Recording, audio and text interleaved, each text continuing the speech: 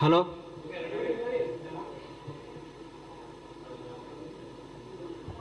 Media సోదరులకు, electronic media ప్రతినిధులకు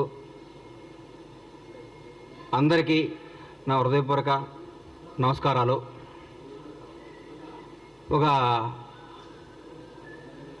గత కొన్ని రోజులుగా మా ప్రభుత్వంపై మాట్లాడుతున్నా మా ప్రభుత్వంపై గౌరవ మాజీ మంత్రివర్యులు, మాజీ ముఖ్యమంత్రి శ్రీ కేసీఆర్ గారి అబ్బాయి అని ఎందుకు అంటున్నానంటే, ఆయన వాళ్ళ నాన్న పేరు చెప్పుకొని రాజకీయాల్లోకి వచ్చారు కాబట్టి, తండ్రి పేరుని అడ్డం పెట్టుకొని అమెరికాలో నుంచి వచ్చి మా నాన్న రాజకీయాలు చేస్తున్నాడు కాబట్టి నేను కూడా చేస్తాను మా నాన్నదని తీసుకొని వాళ్ళ నాన్నగారిని వారసత్వాన్ని పుచ్చుకొని రాజకీయాలు చేస్తున్నాడు కాబట్టి కేసీఆర్ గారి అబ్బాయిగానే మేము చూస్తాం ఆయన్ని.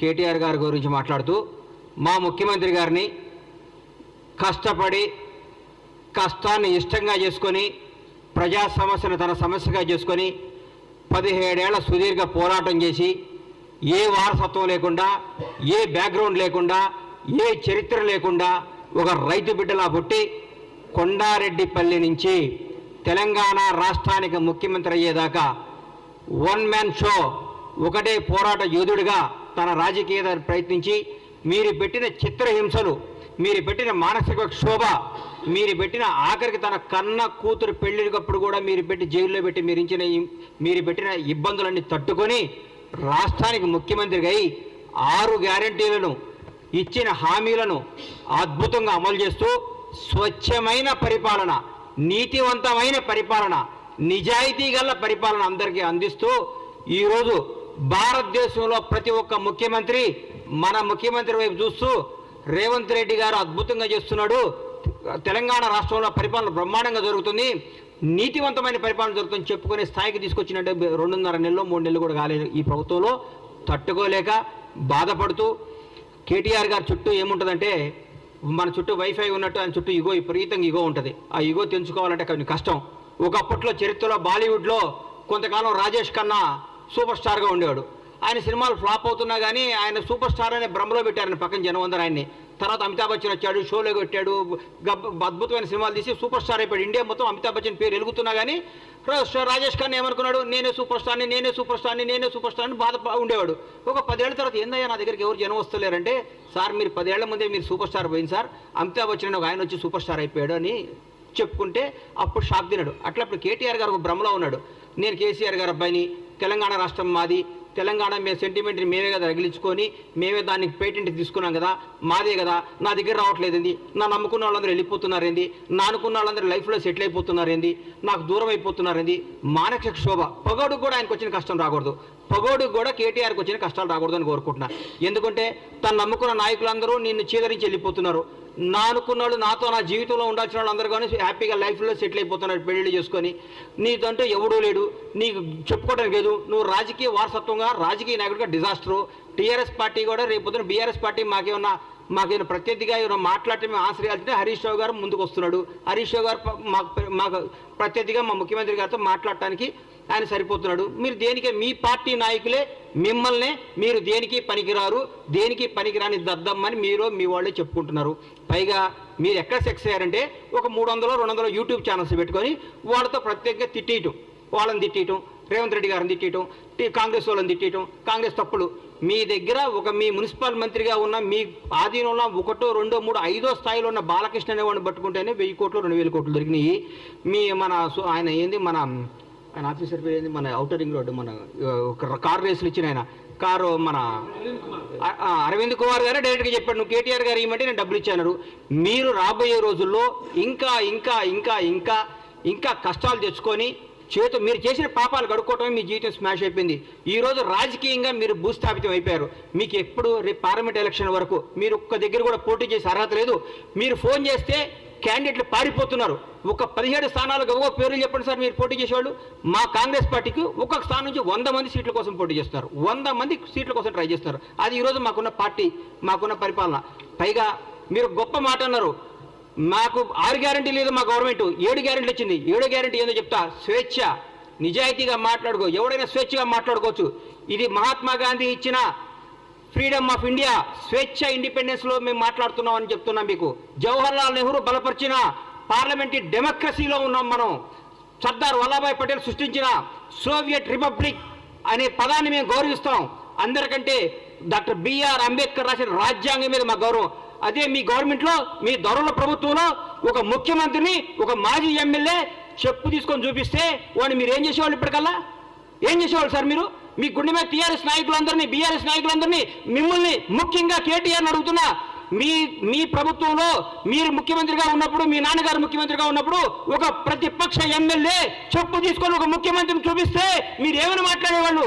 ఏం చేసేవాళ్ళు? ఎన్కౌంటర్ చేయించేవాళ్ళు మీరు, రాళ్లతో కొట్టించేవాళ్ళు మీరు. మేము ఈ అన్నింటినీ గౌరవిస్తాం.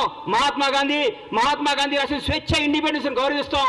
సర్దార్ వల్లభాయ్ పటేల్ రాసిన సోవియట్ రిపబ్లిక్ని గౌరవిస్తాం. అంబేద్కర్ రాజ్యాంగం గౌరవిస్తాం. కాబట్టి రాజ్యాంగం చట్టం తను పని చేసుకొని పోతుంది. మేము దాన్ని భరించి మేము ఇంకా మీరు మాట్లాడితే మాకు రాళ్ళు ఉన్నాయి, మాకు చేతులు ఉన్నాయి, మాకు కాళ్ళు ఉన్నాయి. జనాన్ని రెచ్చగొట్టకండి సార్. మీరు అడ్డం పెట్టి మీ స్వార్థం కోసం జనాన్ని బలి తీసుకోవద్దు. తెలంగాణ యువతను అన్యాయం చేయకండి, తెలంగాణ ప్రజలను నాశనం చేయకండి.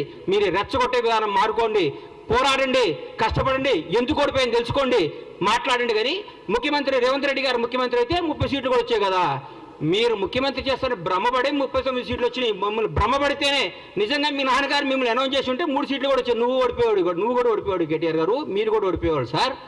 మాకు ముఖ్యమంత్రి రేవంత్ రెడ్డి గారు ఊరికే రాలా, నాన్న పేరు చెప్పుకొని రాలా, వారసత్వంతో రాలేదు, వారసత్వం తెచ్చుకోలేదు. ఆయన పోరాడి తెచ్చుకున్నాడు సార్. ఆయన రాజ్యాంగ కాంగ్రెస్ పార్టీలో ఒక అభ్యర్థి 2 స్థానాల్లో పోటీ చేయడం మీరు విన్నారా? ఎక్కడో కర్ణాటక ఒకసారి సిద్ధరామయ్య గారు చేశారు ముఖ్యమంత్రిగా ఉండి.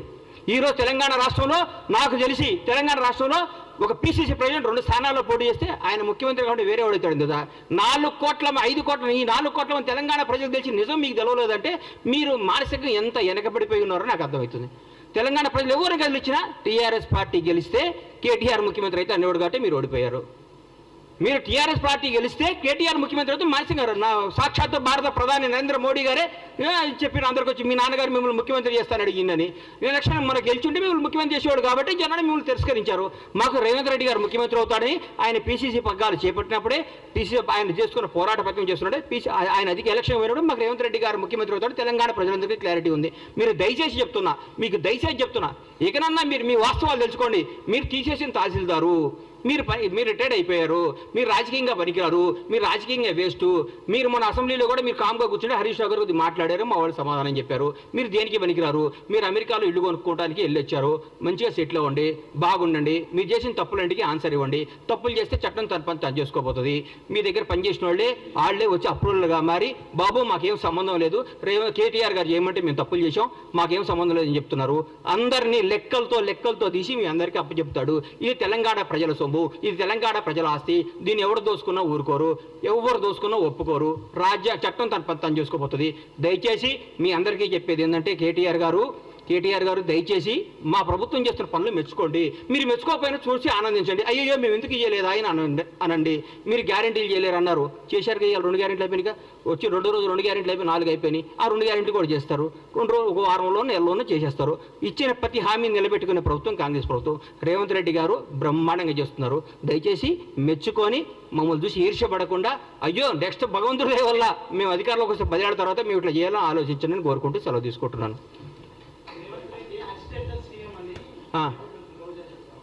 రోజా ఏం చెప్పారండి? రోజా గారి గురించి, రోజా డైమండ్ రాణి, ఆమె గురించి ఏం మాట్లాడతాం? ఆమెకు సీట్ వస్తుందో రాదో డౌటు. రోజా రేవంత్ రెడ్డి యాక్సిడెంటల్ సీఎం కాదు. ఆమె ఎవరి దగ్గర పనిచేస్తుంది? ఆయన యాక్సిడెంట్ సీఎం. రేవంత్ రెడ్డి గారు ఫైటర్. రేవంత్ రెడ్డి గారు ఫైటర్, పోరాడిన యోధుడు. భారతదేశంలో ఇట్లాంటి యోధులు చాలా తక్కువ మంది ఉంటారు. ఈయన యోధుడు. ఈయన పోరాడి కష్టపడి తనేందో నిరూపించుకొని ముఖ్యమంత్రి పదవి తెచ్చుకున్నాడు. యాక్సిడెంటల్ సీఎం అయితే నాన్నగారు చనిపోతేనో, నాన్నగారు వారసత్వం వస్తేనో, ఇంకోటి వస్తేనో, నీలాగా పులుసు వండి పెడితేనే వస్తుంది. నువ్వు పులుసు వండి పెట్టావు కాబట్టి నువ్వు పులుసు పాపవు. నువ్వు వదిలేయి. నువ్వు రేపో మాపో మాజీ అవుతావు. ఆ మాజీ ఈ మాజీ కలిసి పెట్టి ఇక్కడ వచ్చి జబర్దస్త్ ప్రోగ్రామ్ చేసుకుంటూ పగల జబర్దస్త్ షూటింగు, నైట్ పూట ఏమో మాజీలు కలిసి తాజాగా కేజీలు తెచ్చుకొని పులుసు వండుకొని పెట్టుకోను. అంతేగాని మా ముఖ్యమంత్రి అనే స్థాయి నీది కాదమ్మా తల్లి. నువ్వు స్థాయి కాదు, నువ్వు ఐటెం రానివి, నువ్వు ఐటెంలానే ఉండు.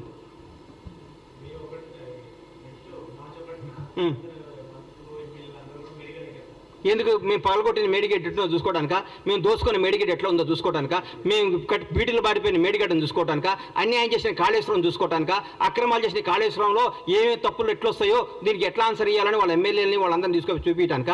పగిలిపోయింది కదా, పగిలిపోయిందా? మేము పగలగొట్టామా?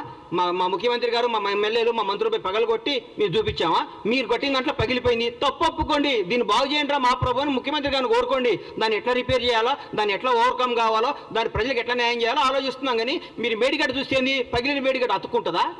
ఎట్లా ఎదుగు చూడండి, తప్పేముంది? మొన్నే రమ్మన్నారుగా ముఖ్యమంత్రి గారు మిమ్మల్ని అందరినీ ప్రతి ఒక్కరిని ఆహ్వానించారు కదా. ఆ రోజు తప్పించుకొని ఈ రోజు వస్తా అంటే మీరు ఎప్పుడైనా రండి. ఎవరిని? సీఎం గారు రాష్ట్రానికి ముఖ్యమంత్రి, బీఆర్ఎస్ పార్టీలో ఆయన ఎంప్లాయ్ కాదు. బీఆర్ఎస్ వాళ్ళు ఈయన చెప్పినప్పుడు వాళ్ళు రావాలి. చెప్పండి, రోజు ముఖ్యమంత్రి గారు టైం తీసుకోండి, ముఖ్యమంత్రి గారు వాళ్ళు తీసుకుని పోతారు, మళ్ళీ చూపిస్తారు. మా ప్రజాప్రతినిధులందరూ మా ముఖ్యమంత్రి గారి నేతృత్వంలో అందరినీ తీసుకుని పోతారు. మీరు టైం చెప్పేందుకు రారు. మార్చి 1వ తారీఖు ఏదైనా పని ఉందని చెప్తాం కాదు కదా. ఒకరోజు టైం పెట్టుకోండి, ముఖ్యమంత్రి గారిని రండి, సార్ మేమేం తప్పు చేసాం చూపించమనండి. ఆయన పక్కాగా తీసుకుపోయి మీ అన్ని సమస్యలు చూపిస్తాడు మీకు ఆయన. థ్యాంక్ యూ అన్న.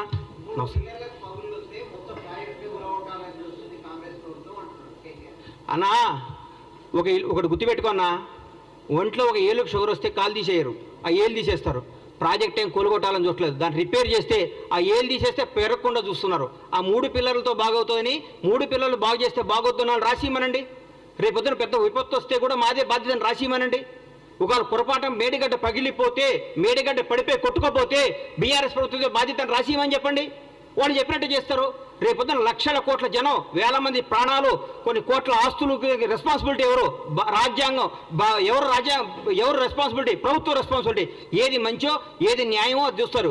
మొత్తం పనికిరానప్పుడు తీసేకేం చేస్తాం సార్? పనికి రానప్పుడు తీసేకి ఏం చేస్తారు? పనికి వస్తే పడగొట్టడానికి పిచ్చోళ్ళు ఇల్లు. పడికొస్తే ఇంతమందికి ఉపయోగపడేది ఉంటే ఎందుకు పడగొడతారు దాన్ని? మీరు తప్పు చేస్తున్నారు. మీరు 3 పిల్లర్లు వస్తే, మనిషిలో 3 పిల్లర్లు వస్తే దాన్ని రేపు 3 పిల్లలు 30 పిల్లర్లు కాకుండా దీన్ని అరికట్టాలి. లేకుంటే 3 పిల్లలు రిపేర్ అయితే కథ ఉందని బాగొద్దున్నాళ్ళు రాసిమనండి. ఈ మేడిగడ్డ, ఈ కాళేశ్వరం వల్ల ఏ నష్టం వచ్చినా, ఏ విపత్తు వచ్చినా ఏదైనా బాధ్యత మాది అని రాసిమనండి. దాని ప్రకారం పోదాం. రేపైనా పొరపాటు జరగడం జరిగితే కొన్ని వేల ప్రాణాలు, లక్షల ప్రాణాలు పోతాయి, కొన్ని కోట్ల ఆస్తులు అన్యాయం అయిపోతాయి. ఎవరు దానికి రెస్పాన్సిబిలిటీ? నువ్వా కేటీఆర్ రెస్పాన్సిబిలిటీ?